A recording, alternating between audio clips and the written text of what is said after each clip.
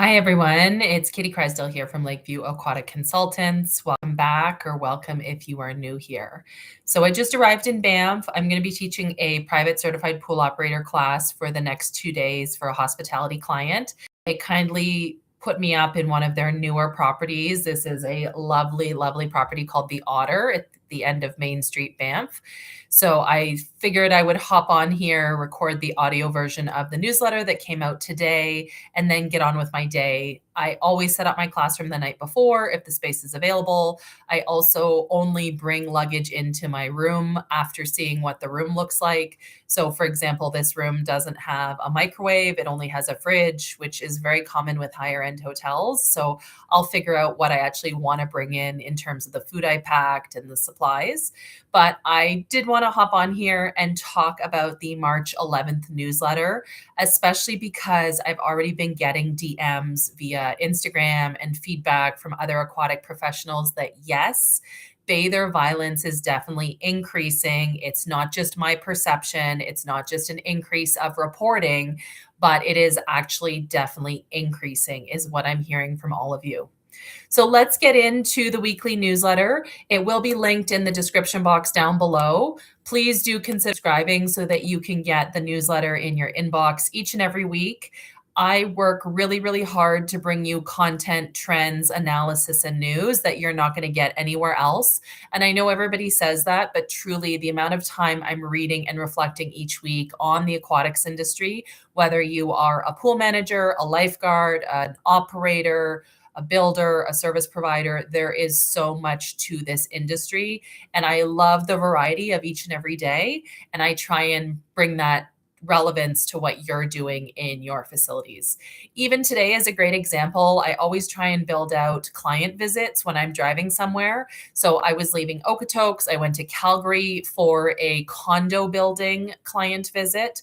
They were having some real issues with their existing service provider, as well as some paperwork. I don't want to get too specific, but anyway, just helping them to diagnose that, yes, they do actually have a problem with their existing service provider.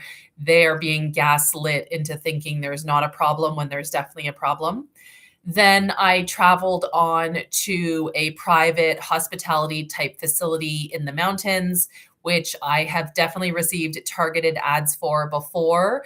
And they are in the classic paradigm that I'm hearing from so many people who reach out to me for consulting services, where they purchased a basin online to operate as a cold plunge, but there's many fundamental elements of the equipment that was delivered that is not going to be suitable, cannot be retrofit, cannot be re-engineered for use, is per the Alberta public pool regulations, right? So had a consultation there. Such lovely, lovely people. And it's always really validating when the clients are reasonable, right? They understand what I'm saying. They're not angry at what I'm saying.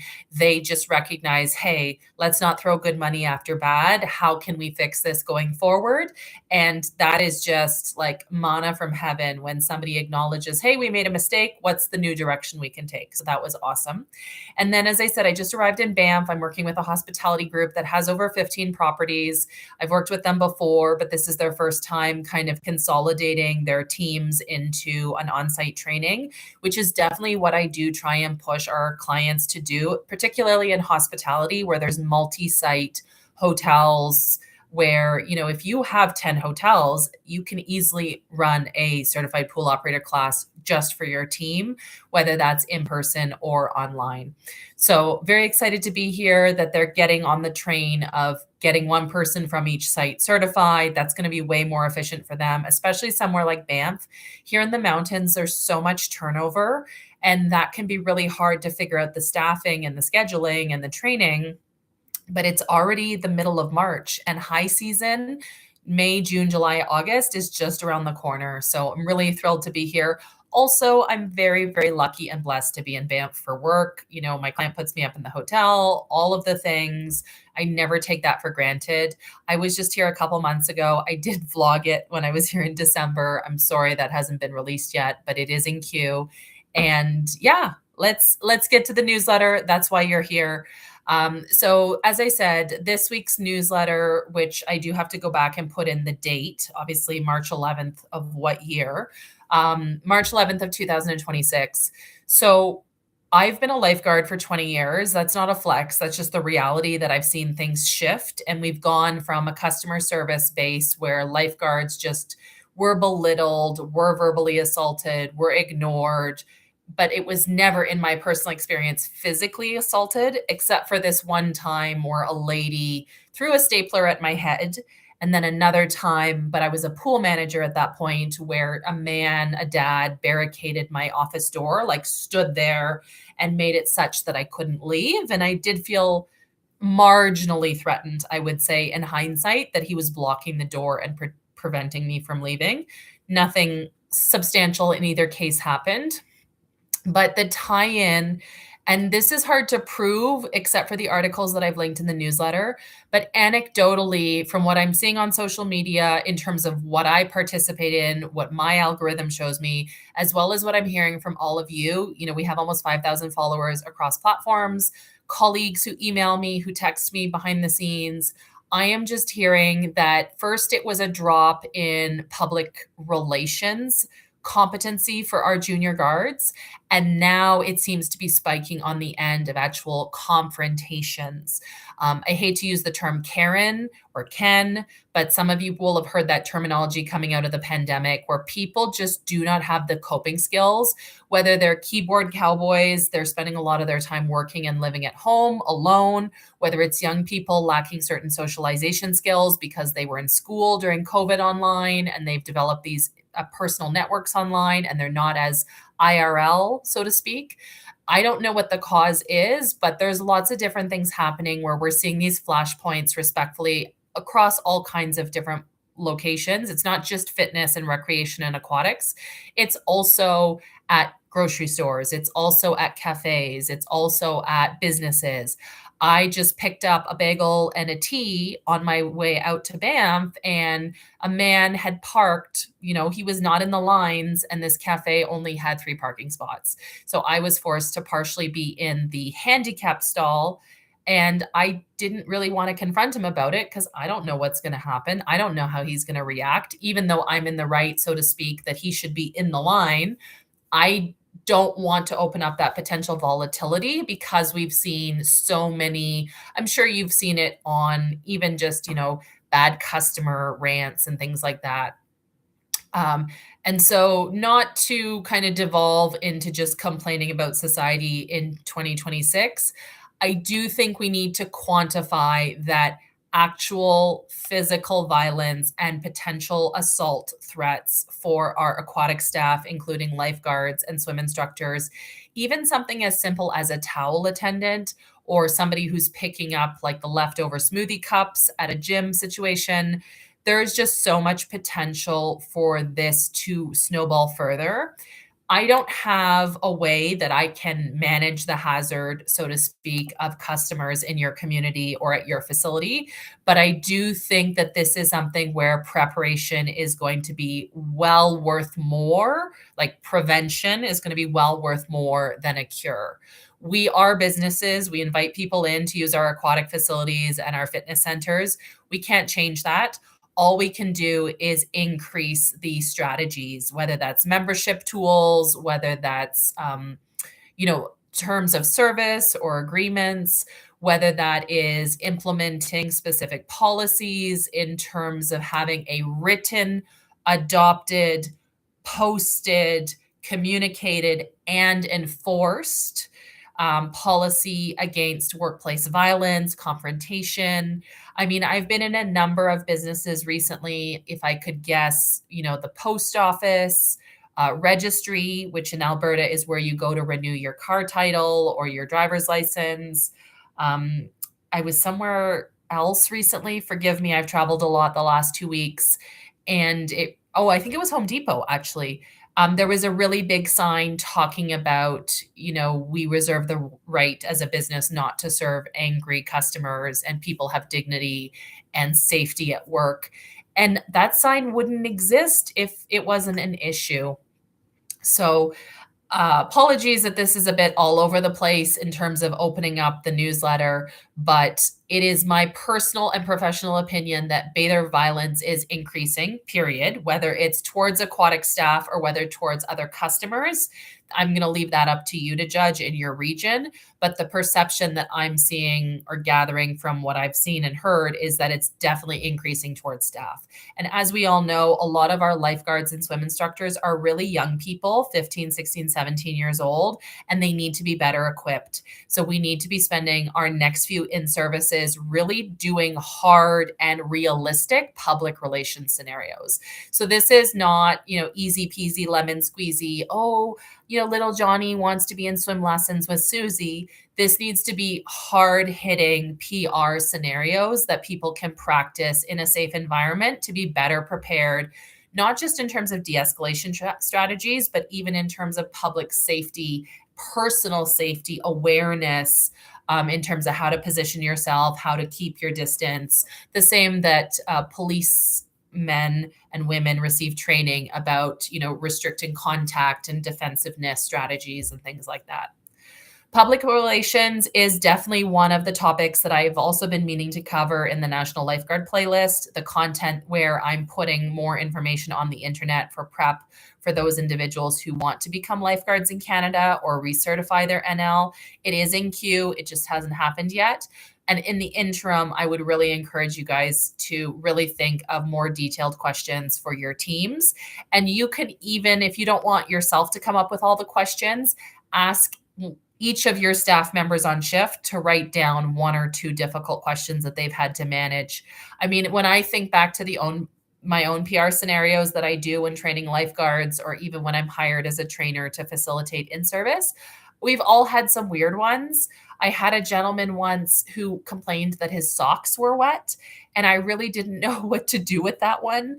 And he said he just wanted a bag for his socks, right? Sometimes it's a complete misnomer. And then I've had other verging on criminal accusations and incidents that, if I didn't have the right skills, they would not have gone the right way in terms of either gathering evidence or gathering witnesses and accounts, documentation. So all of that is a long way of saying, I think in 2026, we need to recognize that there is a lot going on socially, culturally, in the places that we live since the pandemic, mental health issues, financial challenges, personal stressors, the war in the Ukraine, Israel, Gaza, now Iran and the Middle East region. People are they've had it up to here. And that is coming out in their confrontations, not fairly, unfairly to the staff, but in our fitness settings. Moving along in the newsletter, I did want to highlight a new website business called RecSpert. This is founded by Dr. Katie Cleesby. As you might recall, I've hosted her for a number of interviews regarding her research on lifeguarding open water events for high profile endurance events like Ironman, triathlon, open water swims. So she is a poolie to the core. And then a number of years ago, she started RecSpert, which is her own business with a business partner. And they are working to provide an opportunity for people to find services in their community through a third-party website. And I definitely think she's on to an undertapped market, because I see the same thing myself as a frequent patron of hot yoga classes, spin studio classes, other types of fitness classes, until the advent of a platform like MindBody, which is an app, or Moments, which is an app, or any of the fitness apps that kind of consolidate classes and businesses. You are otherwise forced to go on every fitness studio, every pool, every whatever's website to see their schedule, to see their pricing. Now, having one of these aggregators, you do, as a business or a facility, you do give them a cut of revenue. But as a patron, I go to yoga studios when I travel to Edmonton or Winnipeg or Toronto or Hamilton or what have you. Banff. When I was in Banff in December, I went to 3 yoga classes based on finding them in an app. And so the tie-in to all this is there really needs to be more centralization, in my opinion, of finding these services, because they're now all siloed on the internet by municipality or by facility or by business or by function. Moving on in the newsletter, I shared an astounding to me statistic. The article itself wasn't worth sharing, although it is linked if you click on the headline. But this headline comes out of Honolulu, Hawaii. Nearly 800 people have drowned. Now, we don't know if that's fatal or otherwise in Hawaiian waters over the past decade. And about half of the victims are residents. Like, that was absolutely staggering to me. I understand that when you live and work near water, there's going to be more drowning incidents, fatal or otherwise. But to see that 400 people are at least Hawaiians as opposed to tourists or people from out of town is just astounding. And yeah, it's something that we need to be aware of, that there continues to be a lot of drowning incidents in open water. It's not all about lifeguarded community pools. Further this week in the March 11th, 2026 newsletter, we are still on the train about wearable devices, including Meta glasses. And so I shared a couple of articles pertaining to just the things that I've been reading this week in terms of ongoing issues with privacy, allegations of some privacy violations in a workplace setting, which is not a pool, but if it's happening in a workplace, it can happen in a pool. My next step personally, I was on McLeod Trail today in Calgary and I saw a billboard for a business that was saying, Meta glasses now in stock. So my next plan, whether it is on the internet or to go to a store and see, what do these glasses actually look like? Like, do they look like regular glasses, or is there some sort of component that's easily identifiable? Because it's not realistic to ask lifeguards to use an app on their phone to detect if there's Meta glasses nearby. So to be continued, this is an ongoing thread of conversation that I think we really, really need to be having. And in this section of this newsletter, I also shared a horrifying case of a man accused of secretly filming over 400 people in change rooms over 6 years. Like, that is a truly catastrophic number of people whose privacy was violated. He did it allegedly with a smartphone, or I guess it's not allegedly because he admitted to it, but that's just a staggering number of victims. And I wish we had more information to know, not to justify what he did or to say the facility is at fault or not at fault, but I would just wish we knew more to be able to have some takeaways for implementation at other facilities. And then lastly, each week, at the bottom of the newsletter, I always share everything else that I've been reading and thinking about, and etc. The Vancouver Aquatic Center saga is back in the news. It's been, 5-6 months since it's been in the newsletter. There was a period in 2025 where almost every single week we had an update, whether it was the Vancouver Parks Board, whether it was fighting for a 50-meter pool, being upset about a 25-meter pool, whether it was stuff falling into the pool from the ceiling of the Vancouver Aquatic Center, whether it was petitions to council, whether it was people showing up to rec board forums.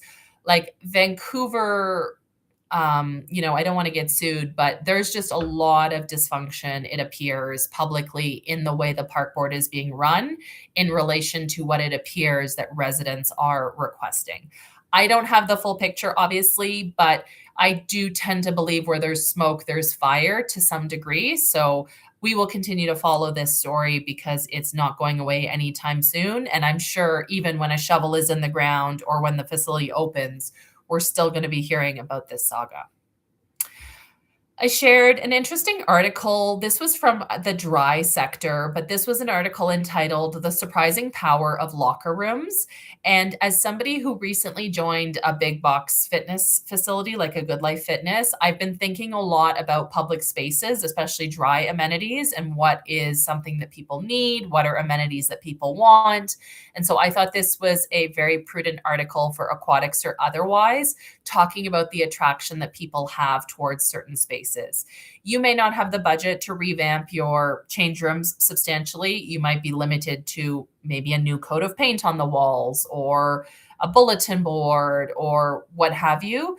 But I do think we need to recognize that as businesses, even if we're not for profit, our customers do have choices. And so something like the locker rooms or seating areas or waiting areas or programs that we offer are no less important than the actual physical facilities that we offer.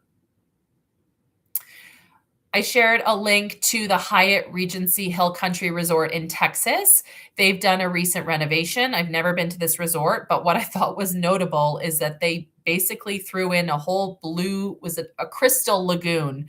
They threw in a whole lagoon on their property, which I thought was pretty awesome. A big rural hotel in Texas. I shared a few other articles, just things going on in terms of a Russian company is trying to debut a surf system. There's been some shifts in the last week in terms of Six Flags, the conglomerate that's been losing money, that recently had some ownership purchased by Travis Kelce and his business partners. They will be divesting a bunch of parks from their portfolio, presumably to become more profitable or more efficient. And that includes some water parks, including one in Galveston, which we've reported on. I did share a link to a Life Floor blog post. I really do not want to make the newsletter full of sales pitches, but when I see something that is relevant, irrespective of the product, I'm going to share it. And I thought this was a really interesting way to think about surface safety. Slips, trips, and falls plague every aquatic facility, regardless of your flooring, and thinking about those high traffic areas and ways that we can improve our facility is beneficial to everyone. Couple of kind of off ball topics. Michigan, the state of Michigan is talking about requiring some lessons in gym class. Coroner in the UK was saying that life buoys, like the installation of rescue equipment, is not enough. It does also need to be either inspected or monitored. It's not just enough to post it out in public. In Australia or New Zealand, there is a movement to ban inflatable portable pools, which is a nice idea in principle, but I don't know that it's very reasonable. I shared an article about the increasing costs of wellness, and we've seen this, and I've talked about this in past newsletters. Wellness, fitness, exercise classes, and different types of facilities should come at all price points. I tend to personally find myself at the higher end of the price point in terms of a higher end hot yoga class, a higher end spin studio membership, etc. And not everybody can afford that. But talking about bridging those costs, how we're seeing them evolve. I shared a news article regarding a dispute regarding water temperature. So this is a pool in West Toledo, Ohio, where allegedly the business owner is operating the water at 54 degrees Celsius, which is 54 degrees Fahrenheit, which is 12 degrees Celsius. That is extremely cold. That is cold plunge cold. That's typically what we're seeing our clients operate cold plunge is 12 to 15 degrees Celsius. I don't know how you could find employees who would be willing to work in that temperature, even if the depth is supposedly only up to waist height. That is very, very cold. It's funny because I just went to Aqua Stride Canine Wellness in Edmonton last weekend. I haven't had the opportunity to post the footage on Instagram yet, but they were a client very early on. They identified that they were going to be a dog-only swimming pool, so they cannot have humans swimming. It's not a publicly inspectable. It's not a public aquatic facility in Alberta, but the owner identified that they should still go to the certified pool operator training because everybody should be safe in the pool, whether you're a dog or whether you're an aide. And so I really thought of them because it was so cool to see the dogs having such a good time last weekend. It was cold outside in Alberta, but they were having a grand time diving in for balls, swimming. It was really, really fun. I'll post the footage eventually. But I can't imagine a dog wanting to go in the water, never mind a human, at 12 degrees Celsius. This next one, I have to be really careful how I describe it, but there is the situation in San Jose, California. We've talked about the 3 children who drowned fatally in an at-home daycare where the fence was either left open or accidentally propped open. One of the daycare owners pleaded guilty last week, and one of the daycare owners has decided to go to trial. So, in the process of the trial taking place, we're getting a lot more information come out through reporting and depositions and testimony by parents. And one of the comments that really struck me this week in terms of the parent testimony, their child was not a victim, their child did not die, but they did say that their child had a pretty substantive near miss where they had a bunch of stitches after falling in a situation where a gate was left open. And I want to be very respectful in saying, though, what parents have is also some level of due diligence that you choose to take your child to a daycare, you choose to use that business, use that business. If you had concerns about other elements of the safety protocol or the infrastructure or the business practices of the daycare, would you not have also thought about things that you cannot see? Like perhaps if this equipment is unsafe, perhaps the food being served is not of the highest quality or the staff do not have the best training. Obviously, hindsight is 2020, but I found it interesting in the reporting to hear one parent describe these issues, and yet she kept her child at the daycare. Further down in the newsletter, I shared an article pertaining to a water park owner who is going to drain a decorative lake feature that they have unless trespassers stop hopping the fence at night. And I thought this was a really, really great example of business owner accountability. Even though it's not his fault that people are hopping the fence and trespassing, he does understand, and every jurisdiction is different. But here in Canada, we have something called occupier's liability, whereby, you have to take reasonable steps to prevent people from accessing your site or to stop accessing your site. And if they don't do that, what mitigating steps are you going to take so that they don't get hurt? So I thought this was really a mature and responsible step to take, even though I didn't actually include any comments with that link directly in the newsletter. Those of you who've watched my session pertaining to the commercial use of residential pools know that that is a personal topic of interest for me. So I did share that there is currently a move by Florida lawmakers to push for further pool safety rules for vacation rental properties as child drowning deaths rise. However, I'm also totally realistic that there is a long pathway from an idea to legislation and adoption of that legislation. So we will continue to follow that story as it develops. The city of Airdrie, which is just outside Calgary, they are moving forward with a new recreation center design concept. The city of Flin Flon in Manitoba, as well as the Pas, is receiving some federal development money. Some of that is going towards a pool. In New York City, the new mayor, Mamdani, he has implemented legislation against what he has described as subscription traps.